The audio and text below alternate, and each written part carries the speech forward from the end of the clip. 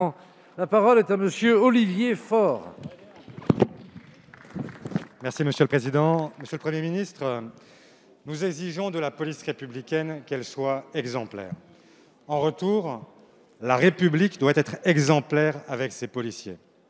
Ils nous protègent, nous devons les protéger. À défaut, nous manquerions à notre devoir, celui de garantir l'autorité de l'État. L'autorité n'est pas un gros mot lorsqu'elle s'exerce au service de la justice et du droit.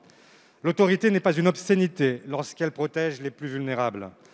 L'autorité n'est pas une offense quand elle garantit nos libertés. Cette autorité est menacée chaque fois que les meurtres sont banalisés, lorsque les agressions, les intimidations sur les policiers, les gendarmes ou leurs familles sont négligées.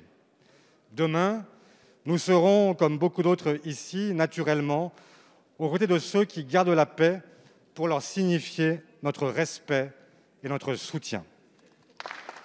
Mais les mots ne suffiront pas davantage que la présence incongrue de votre ministre de l'Intérieur. C'est le continuum police-justice-pénitentiaire qu'il faut revisiter.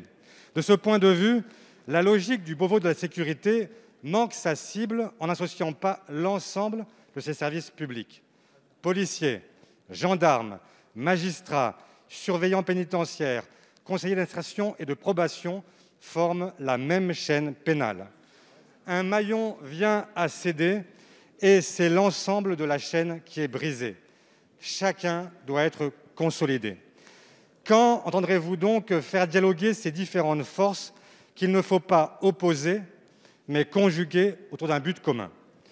Les policiers, bien qu'acteurs déterminants de la réponse pénale, sont trop peu associés à celle-ci. Les contraintes procédurales ne se sont empilées, identiques, quel que soit le niveau de gravité.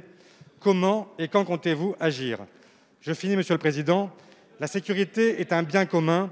Elle suppose non pas les surenchères démagogiques, mais l'inébranlable détermination de la nation tout entière. Merci.